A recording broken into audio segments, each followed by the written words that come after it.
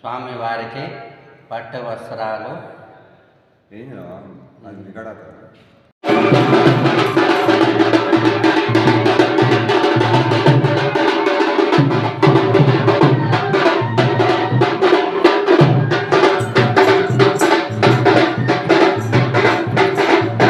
దశమి రోజు కార్యక్రమ ఉద్యాపన ముగింపు జరుగుతూ ఉంటుంది.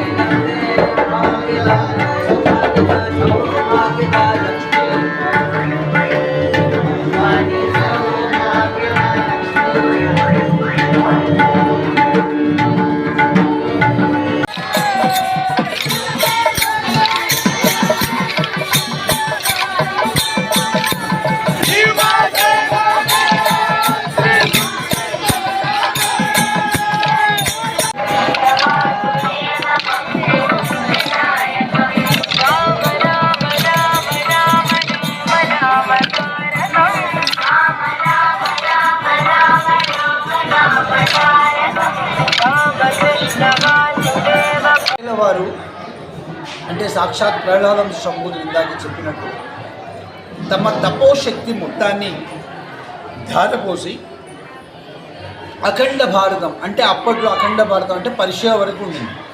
పర్షియా దాకా 254 చోట్ల ఆంజనేయ స్వామి విగ్రహాలు ప్రతిష్టాపన చేశారు.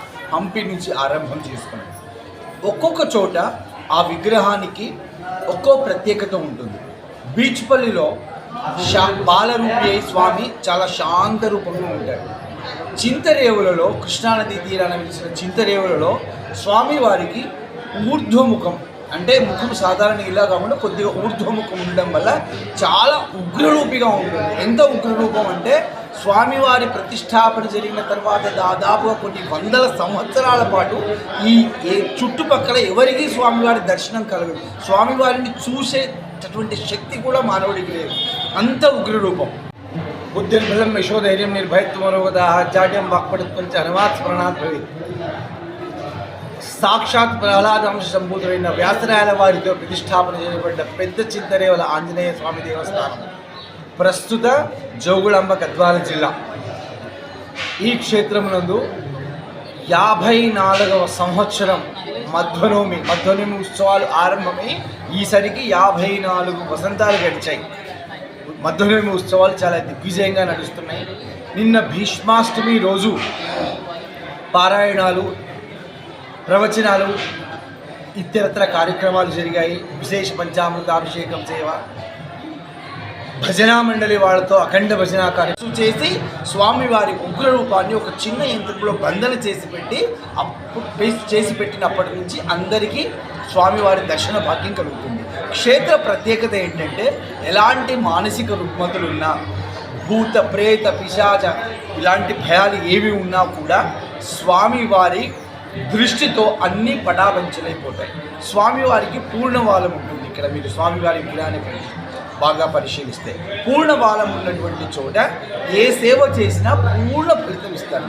అంటే మీరు చేసిన సేవ సంపూర్ణంగా ఫలితం ఇస్తుంది. ఇది చింతరేవుల ఆంజనేయ స్వామి వారి ప్రత్యేకత.